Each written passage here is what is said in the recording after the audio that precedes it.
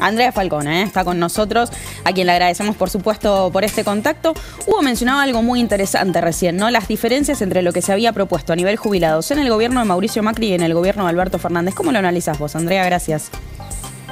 ¿Qué tal? ¿Cómo les va? Bueno, yo creo que lo que se empezaba a pensar en la gestión anterior es ordenar algunas cuestiones que tienen que ver con la sustentabilidad del sistema, algunos cambios, en particular el cambio de la ley de movilidad tuvo una debilidad muy grande que fue el empalme. En ese empalme entre una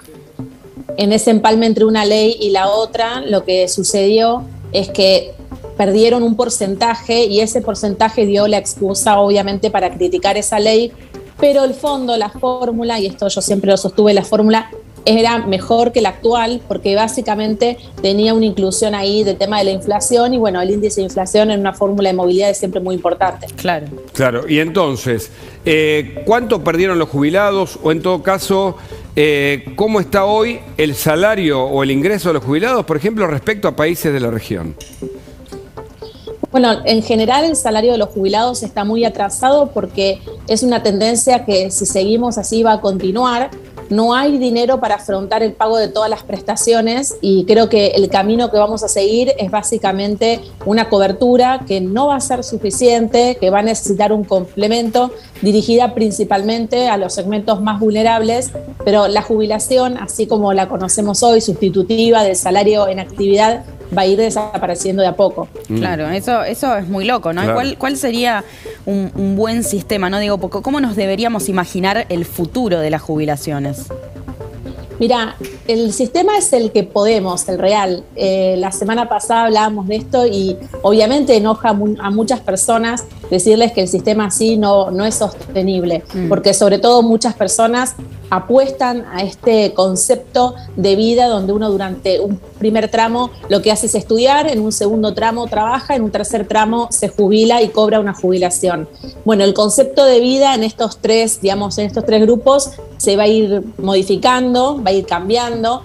No vamos a poder jubilarnos más a edades tempranas y esto no es una realidad agradable de contar si lo decimos como algo positivo que estamos perdiendo. Yo creo que igual estos cambios que se avecinan y que van a ser imposibles de evitar también generan oportunidades. ¿Cómo, por ejemplo? Como por ejemplo poder pensar a una edad mediana como la mía, quizás un cambio de trabajo, como poder darle a personas de 45 o 50 años oportunidades de cambios laborales, sobre todo cuando sus puestos desaparecen. Son oportunidades de crecimiento también para las compañías, el repensar que si se invierte la pirámide demográfica y en el 2036 vamos a tener más gente grande que chicos, bueno, tenemos que aprender a manejar esos empleados mayores que tenemos en nuestras empresas. De hecho, el censo determinó que se vive más, que las mujeres tienen un plus sobre esa cantidad de años vividos, pero también que la gente considerada mayor, adultos mayores, siguen trabajando. Me llamó la atención en Estados Unidos ver a cuánta gente mayor trabajando a la par de jóvenes de 20 años, por ejemplo, en negocios de hamburguesas, es decir, otro tipo de laburo que acá en general no se ve que ocurra. ¿Este es el nuevo mundo en el que los retiros son eventuales o son menores a los masivos del siglo pasado también? Bueno, las personas a medida que crecemos mantenemos nuestras capacidades, mantenemos nuestros conocimientos. A veces lo que nos pasa cuando cruzamos los 40 años es que sentimos que bueno, lo que ya no aprendimos hasta acá no lo vamos a aprender más. Ese modelo terminó, ahora viene un modelo de aprendizaje continuo, vamos a tener que seguir ayornándonos siempre. Obviamente hay puestos que van a desaparecer con el paso del tiempo, pero eso genera oportunidades de otros puestos de trabajo nuevos también, claro. Que quizás de hecho hay un proyecto muy importante en Argentina que se llama Seniority, que está transformando adultos mayores de 45 y 50 en la tecnología, que hay un 15% de vacantes que no logran cubrirse. Entonces, nos está impulsando nuevas oportunidades donde alguien que tiene 50, 60 años puede aprender un oficio nuevo y eso es también en la Argentina y va a ser también en el mundo necesario desde el punto de vista financiero y económico. Ahora, en términos de ingreso de dinero, ¿no? Vamos a poder seguir hablando de esta jubilación en el sentido de trabajamos y luego percibimos este dinero, o vamos a tener que pensar en ahorrar por cuenta propia. Bueno, yo creo que los que tienen más de 50 hoy van a poder vivir en alguna proporción de su jubilación. no va a ser sustitutivo del salario en actividad, eso ya está pasando hoy. Una persona que quizás ganaba 100.000 pesos se está retirando con 40, 50.000 y va perdiendo poder adquisitivo porque la inflación nos afecta a todos, trabajadores y pasivos. Pero lo que va a ser más para las generaciones que siguen, los que hoy tenemos 40 y 30, va a ser residual, va a cubrir muy poco de nuestras necesidades y vamos a tener que apuntar a una independencia financiera. Pero quizás no está mal pensar en ser independientes, ¿no? Está muy bien en dar capacidad. Yo creo que este nuevo siglo tiene un sistema absolutamente nuevo e innovador en muchos aspectos.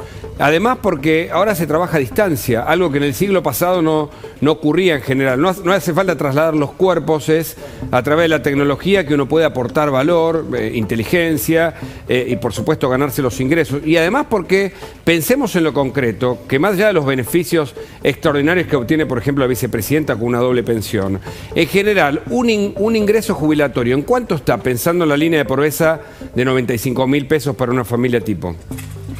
Y vos pensás que una jubilación media hoy en Argentina está en 49.000 pesos. Claro, hace falta más de 2 jubilaciones para no ser pobre con una familia tipo. Medias, porque la mínima es 32.000. Entonces, por eso te digo que... Y la canasta básica de un jubilado me aportan porque es importante para establecer esa... Arriba relación. de 80.000, arriba de 80.000. Entonces, por eso es importante esto, obvio que venimos, los que crecimos con este modelo decimos, no, ¿cómo? Yo quiero llegar a los 65 años y jubilarme. Pero entre lo que queremos y lo que va a ser la realidad, bueno, cuanto antes lo comprendamos y empecemos a masticarlo y a tenerlo en la mente, va a ser mucho más positivo, porque eso significa que estas generaciones que siguen van a empezar a pensar en esta forma de independencia financiera, de poder entender que van a tener que ahorrar y que la jubilación no les va a alcanzar. Y hoy puede que no les guste escucharlo, pero es más vale saberlo y poder prepararnos con tiempo. Lo que pasa es que, claro, es muy duro, ¿no? Porque uno piensa, hoy la capacidad de ahorro es muy complicada, es muy difícil llegar a fin de mes, los sueldos no acompañan a la inflación, con lo cual es un panorama que preocupa, ¿no? Me imagino. Claro, lo que pasa es que esto que nos va a pasar a nosotros va a pasar en todo el mundo. Lo interesante es que otros países tienen mayor estabilidad económica, entonces a los empleados se les permite, digamos, o emprender o entender cuánto necesitan ahorrar por mes para su futuro, herramientas de inversiones financieras. Acá realmente estamos como si fuera en la prehistoria de todo esto, entonces estamos tratando de sobrevivir, vivimos en la coyuntura, o sea, los que trabajamos vivimos en la coyuntura, los que gobiernan viven en la coyuntura, entonces nunca tenemos una planificación a largo plazo que nos permita decir, bueno, cuál va a ser nuestro futuro y el de nuestros hijos. Claro. Y este es el punto, ¿no? Porque otros países combinan el sistema de jubilación nuestro de repartición con un sistema de ahorro previo, ¿no? Que acá se quiso instaurar borrando el de la... Yo creo que es repartición, pero tiene otro nombre más preciso que el que yo estoy diciendo. Y finalmente no funcionó, las famosas AFJP, ya lo hemos tratado. Pero ¿cómo funciona en otros países? Lo privado y lo público en este caso. Bueno, no funcionaron porque, como todo en Argentina, se contamina de corrupción, se contamina del aprovechamiento de algunos políticos y algunos empresarios. Entonces, cada 2 pesos que uno ponía, 1 peso se lo quedaban entre comisiones y gastos. Ahora, en el mundo eso no funciona así. En España ahora se está debatiendo una ley para poder complementar con ahorros privados la jubilación. O sea, lo que para mí es interesante de estos espacios que tenemos es entender lo que viene, porque nosotros no vamos a poder evitar lo que viene. Lo que depende es cómo lo vamos a gestionar. ¿Cómo vamos a gestionar ese cambio que igual, indefectiblemente va a llegar, aunque querramos taparnos los ojos? Entonces, si el mundo está yendo hacia ahí y está analizando eso, y todavía nosotros no tenemos problemas demográficos, pero también los vamos a tener, entonces, ¿cómo nos preparamos para eso? Porque en algún momento las casillas de peaje se van a atender solas. Esto es indefectible, lo vamos a poder demorar, pero en un momento la tecnología va a avanzar, aún en un país como este. Ya que abriste paréntesis, peaje, es una locura que existan los peajes en la Argentina, porque producen accidentes. Vos viene transitando la gente por una circulación normal y de repente hay una parada inmediata que provoca accidentes, además de un curro fenomenal. En otros lugares es una lectora la que identifica la patente, la que te cobra eventualmente. Estamos muy atrasados. Ahora, el problema es que mientras tanto el gobierno impulsa una nueva ley para ampliar estos teóricos beneficios que pagamos entre todos, es decir, más Estado para un Estado que ya no da más. Bueno, es que hoy no queda otra porque en la situación de aportes que están las personas y en la situación, digamos, de la cantidad de empleo en negro, no hay otra alternativa que emparchar con moratorias previsionales. Claro. Pero en algún momento tenemos que hacer algo de fondo para que dentro de 10 años esas moratorias no sean necesarias. Esto que decís, a mí me encantaría que el chico que hoy está atendiendo la casilla del peaje pueda sentarse a aprender a programar y acceder a sueldos de 200, 300 mil pesos, que los hay y con vacantes. Entonces, tenemos la obligación de darle a los más jóvenes y a los más grandes nuevas oportunidades, que las hay, solamente es darles las herramientas. Claro. Ahora, recién hablabas de que tanto la Argentina como el mundo están yendo hacia otro lado en materias de jubilaciones, ¿no? Pero si pensamos nuestro modelo económico, ¿el modelo de qué país parecido al nuestro podríamos llegar a copiar? O no sé si copiar, pero digamos, por lo menos tomar como referencia. No, es que Argentina es un caso único a nivel previsional. Primero, por las moratorias previsionales masivas.